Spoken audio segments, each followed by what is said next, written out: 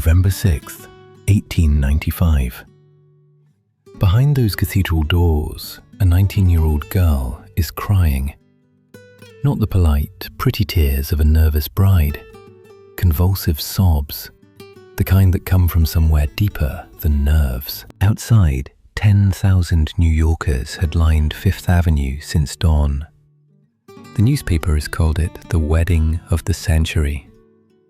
A fairy tale, an American princess, the granddaughter of a railroad titan, ascending to the British aristocracy.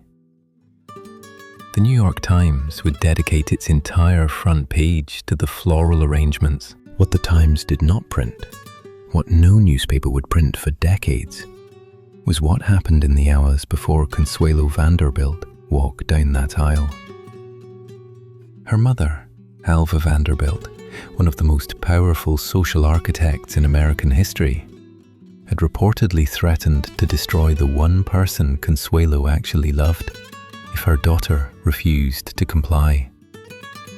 And Consuelo, isolated, surveilled, psychologically dismantled over months of deliberate, methodical maternal warfare, walked down that aisle anyway.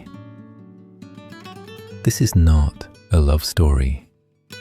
This is a story about what it looked like when old money weaponized love, when maternal authority became indistinguishable from institutional captivity, and when the most gilded transaction of the Gilded Age was gift-wrapped in orange blossoms and handed to the press as romance.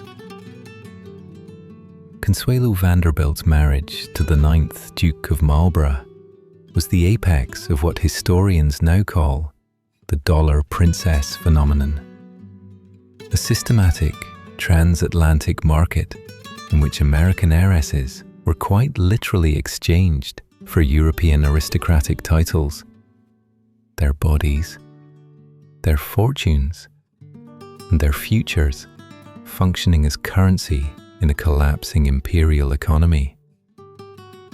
But Consuelo's case wasn't just a transaction. It was a forced transaction. And the woman who forced it wasn't a villain from a Gothic novel.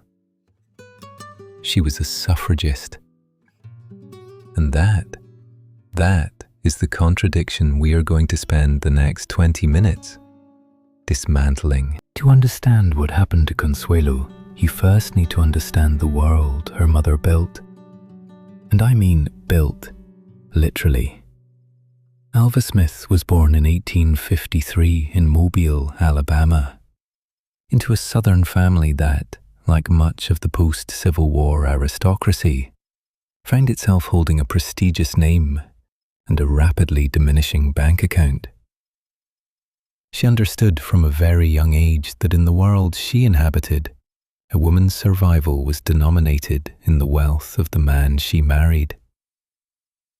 In 1875, she married William Kissam Vanderbilt, grandson of Cornelius Vanderbilt, the railroad baron whose fortune was, at the time of his death, equivalent to roughly $340 billion in today's money.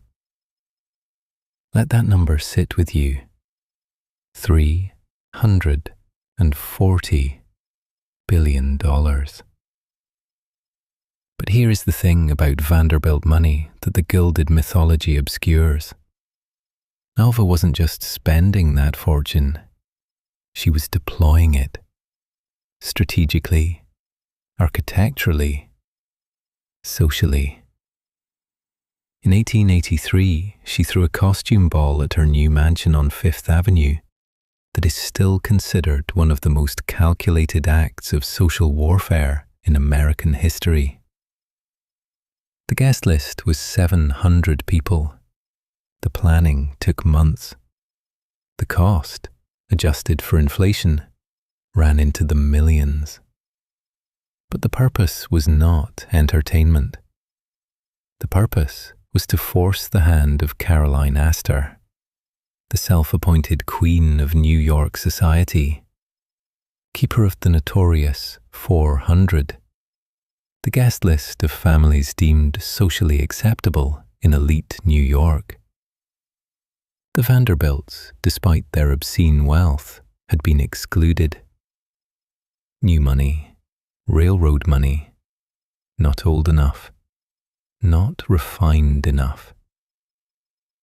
Alva's masterstroke? She simply didn't invite Caroline Astor's daughter, who had been rehearsing a dance number to perform at the ball for weeks, and then waited. Astor came to call. She left her card. An acknowledgement. A capitulation.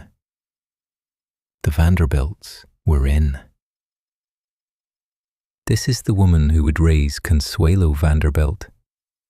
And what Alva Vanderbilt understood, with the cold, brilliant clarity of someone who had spent her entire life navigating systems designed to discard her, was that social capital is fragile, and that the only way to make it permanent was to cement it in stone, in title, in blood.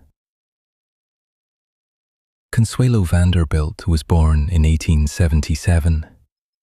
She was named, intentionally, deliberately, after a Cuban aristocrat, Consuelo Iznaga, a woman of impeccable social standing. The name was a projection, a blueprint. From the moment of her birth, Consuelo was not simply a child. She was Alva's most ambitious architectural project.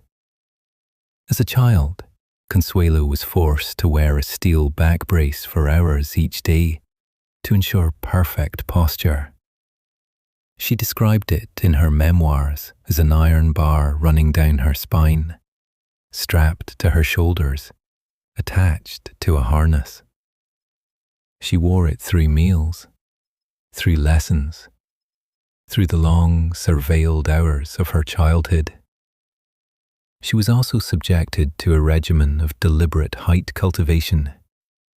Alva wanted her daughter tall, statuesque, a physical specimen worthy of a duke. Let me be very precise with my language here. Consuelo's body was being engineered. Her education was equally controlled. Languages, French, German, music, art, the accomplishments of a woman designed for international aristocratic consumption, not designed for autonomy, not designed for choice. She was, in every measurable sense, being prepared for a transaction that had not yet been announced, but had, in her mother's mind, already been decided. And this brings us to the machinery that made Consuelo's fate not just possible, but profitable. The system known, deceptively prettily, as the dollar princesses. Between approximately 1870 and 1914, an estimated 500 American heiresses married into the British and European aristocracy. 500 women, carrying with them, conservatively estimated, the equivalent of $9 billion in today's money, into European noble houses that were, in many cases, structurally, financially collapsing. Here is the economic reality that the romance mythology of the dollar princess deliberately obscures. The British aristocracy in the late 19th century was facing a structural financial crisis of historic proportions. The agricultural depression of the 1870s had devastated land values, the primary source of aristocratic wealth for centuries. The cost of maintaining ancestral estates, Blenheim Palace for instance, was reportedly losing £10,000 a year by the 1890s, was becoming catastrophic. The aristocrats needed capital. American industrialists had capital, but lacked the one thing money could not directly purchase in either country: social legitimacy, hereditary title, the imprimatur of centuries. The transaction was, therefore, structurally elegant in its brutality. American heiress brings money. British aristocrat brings title. Both families benefit. The woman at the center of the exchange? She is the medium of exchange. She is not a party to the contract. She is the currency. Now, I want to be careful here, because there is a tendency in popular history to collapse all dollar princess marriages into a single narrative of victimhood. And that is both historically inaccurate and, ironically, another form of condescension. Some of these women chose their European marriages with clear eyes and full knowledge of the arrangement. Some found genuine partnership. Some found freedom from the suffocating social surveillance of American upper-class life. Jenny Jerome, later Lady Randolph Churchill, mother of Winston, by most accounts navigated her transatlantic marriage with extraordinary agency. But Consuelo Vanderbilt's case was categorically different, because in Consuelo's case, the mechanism wasn't opportunity, it was coercion. By the early 1890s, Alva had identified her target, Charles Richard John Spencer Churchill, the 9th Duke of Marlborough. He was 23. He was cash poor in the staggering way that only hereditary aristocrats can be, surrounded by priceless old master paintings in a palace he could not afford to heat. He needed money. Alva had money. The mathematics were simple. What complicated the mathematics was Consuelo herself, because Consuelo Vanderbilt had committed the extraordinary act of rebellion of falling in love with someone else. His name was Winthrop Rutherford. He was an American, a lawyer, handsome, kind, from a respectable, though not astronomically wealthy family. By Consuelo's own account in her 1953 memoir, The Glitter and the Gold, he was the one person in her young life who had treated her as a person rather than a portfolio. She wanted to marry him. When Alva discovered the relationship, she did not negotiate. She did not reason. She controlled. Consuelo was confined to Marble House. Her correspondence was monitored. Rutherford was systematically blocked from access. Alva later admitted to engineering situations designed to create distance and despair. And when even that was not sufficient, when Consuelo, showing a spine that Alva had literally tried to iron into submission, still refused, Alva escalated. According to accounts documented in Consuelo's memoir and corroborated by period biographers, Alva Vanderbilt told her daughter that if Consuelo refused to marry the Duke, she would destroy Winthrop Rutherford. The precise mechanisms of this threatened destruction, financial, social, reputational, were never fully specified in surviving records. But Consuelo believed her. She had spent 19 years watching her mother build and destroy social architecture with equal precision. She had no reason to doubt the threat was real. But there is one more piece to this story that the romantic mythology almost always omits. In the days before the wedding, Alva reportedly told Consuelo that she, Alva herself, had developed a serious heart condition, that the stress of Consuelo's resistance was killing her. It was not true. Alva Vanderbilt would live another 38 years. She would outlive her ex-husband, outlive the Duchess title she'd bought for her daughter, and die in 1933, active, combative, and by most accounts, in excellent cardiovascular health. But on November 5th, 1895, the night before her wedding, 19-year-old Consuelo Vanderbilt did not know that. She knew only that the man she loved was being threatened, that her mother claimed to be dying, and that 10,000 people were already gathering on Fifth Avenue. She cried all night. Here is the historical fact that should make you stop the video and sit with the discomfort for a moment.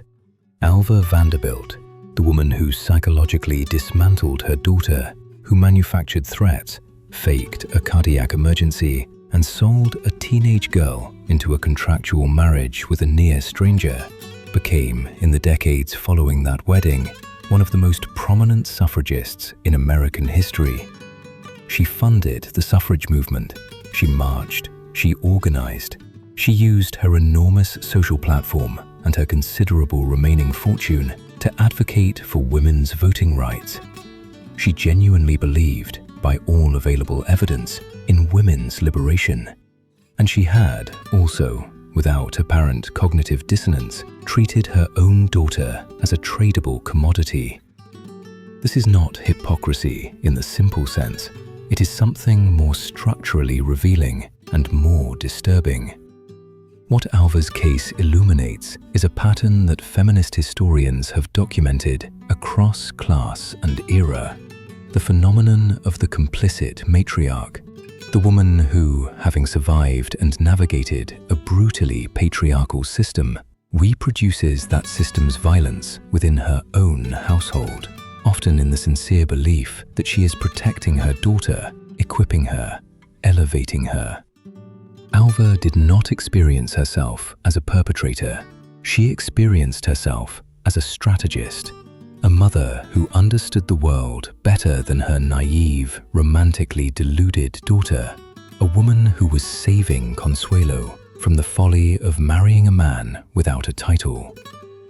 And here is where we must move beyond Alva as an individual villain, because the moment we make this story about one woman's cruelty, we let an entire architecture of violence off the hook. In 1895, the year of Consuelo's wedding, Coverture Law still governed marriage in many jurisdictions. Under Coverture, a married woman ceased to exist as a legal entity. Her property became her husband's. Her person became, in most practical senses, her husband's. Her ability to enter contracts, sue, or be sued independently was severely constrained. Consuelo did not simply marry the Duke of Marlborough. She was transferred, legally, financially, physically. The Marlborough marriage settlement, the actual legal document drawn up between the Vanderbilt and Marlborough families, directed that $2.5 million in Beech Creek Railroad stock, yielding approximately $100,000 annually, over $3.5 million today, be placed in trust, with income payable to the Duke during his lifetime. $2.5 million for a title for Consuelo. The document did not require Consuelo's signature for its essential terms. She was, in the most literal legal sense, incidental to her own marriage contract. Now consider the medicalized dimension of this coercion. When women in the Gilded Age resisted marriage, resisted social expectation, exhibited what the psychiatric literature of the period classified as nervous disorders or hysteria, the response from both family and medical establishment was not inquiry. It was suppression. The diagnosis of hysteria, wielded by a medical establishment that was almost entirely male, functioned as a systematic tool for pathologizing female autonomy. A woman who refused a socially sanctioned marriage was not exercising judgment. She was sick. She needed management. I want to be precise. There is no documented evidence that Alva Vanderbilt threatened Consuelo with psychiatric institutionalization specifically. The coercive tools she did use, isolation, emotional manipulation, the fabricated heart condition, the threat against Rutherford, were sufficient. But Consuelo's resistance occurred within a medical social context in which female refusal was structurally illegible as a valid position. Her tears, her grief, her resistance, these would have been read by virtually every authority around her, not as evidence of wrongdoing, but as evidence of her own emotional excess. The system did not need to explicitly institutionalize her. The system simply needed to ensure that her no had no audience. And this is where Consuelo's story connects to something far larger than one wealthy family's internal drama. The dollar princess phenomenon was not a romantic tradition that occasionally went wrong. It was a structured market operating at the intersection of collapsing imperial aristocracy and ascending industrial capital. And like all markets, it required liquidity. Women were the liquid asset. Approximately 500 women. Some, as I said, with agency. Some with genuine contentment. And some, an unknowable number, who cried the night before their weddings and told no one, because there was no one to tell who would understand no as an answer. Consuelo and the Duke of Marlborough separated in 1906. They were formally divorced in 1921. After Consuelo, in divorce proceedings, provided sworn testimony about the coercive circumstances of her marriage. The Catholic Church granted an annulment in 1926 after a formal ecclesiastical tribunal during which Alva Vanderbilt, by then a suffragist icon, testified that yes, she had forced her daughter to marry the Duke. She said it without apparent remorse. She said it as if it had been the correct decision. Consuelo eventually married again, Jacques Balsan, a French aviator, by most accounts a genuine love match. She spent her later years engaged in genuine philanthropic work, writing her memoirs with a clarity and restraint that, given everything, is almost unbearably dignified. She died in 1964. She had outlived her gilded cage by decades, but she never fully escaped the architecture of what had been done to her. In The Glitter and the Gold, she writes of her years at Blenheim with the careful, composed tone of a woman who has made peace with her past, but has not sanitized it. I was a pawn in a game too large for my young understanding.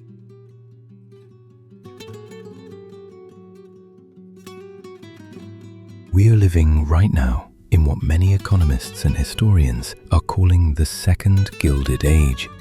The wealth gap between the top 1% and the rest of the American population is, by several measurements, wider than it was in 1895. The mechanisms are different, the aesthetics are different, but the underlying logic that certain people's choices, bodies, and futures are subordinate to the preservation of dynastic capital has not disappeared. It has rebranded. We see it in prenuptial agreements that function less as legal protections and more as instruments of financial control. We see it in the resurgence of trad wife aesthetics, a cultural movement that romanticizes precisely the kind of domestic subordination that Consuelo Vanderbilt experienced as suffocation. We see it in the way that women's reproductive autonomy, the most fundamental form of bodily self-determination, continues to be legislated, managed, and controlled by systems in which women are underrepresented. We see it in the way that complicit matriarchs, Alva's ideological descendants, appear across cultures and classes, women who have internalized the terms of their own constraint so completely that they enforce those terms on their daughters in the sincere belief that they are preparing them for the world. Consuelo Vanderbilt was not a symbol. She was a person, a specific, complicated, extraordinarily dignified person who was subjected to extraordinary harm by a mother who loved her in the only language that mother had been taught to speak, which was the language of transaction. And the tragedy is not simply what was done to Consuelo. The tragedy is that Alva Vanderbilt was not wrong that the world was a brutal transactional place. She was wrong about what to do about it. There is a version of this story that ends with Alva Vanderbilt as the villain and Consuelo as the victim. And while those roles are not wrong, they are insufficient, because the more disturbing truth, the truth that should follow you out of this video and into your day, is that Alva Vanderbilt operated exactly as the system designed her to operate. She was brilliant. She was ruthless. She was, by the logic of her world, correct. And she used that correctness to break her daughter. What does it mean that a woman could fight for universal suffrage on the street and commit psychological coercion at home and feel no contradiction? What does it tell us about the systems we live in right now, today? The ones so total, so ambient, so structurally invisible that we participate in their violence without ever experiencing ourselves as violent. Marble House is a museum now. You can pay $40 and walk through the rooms where Consuelo Vanderbilt was confined. The brochure calls it a monument to the Gilded Age. It is.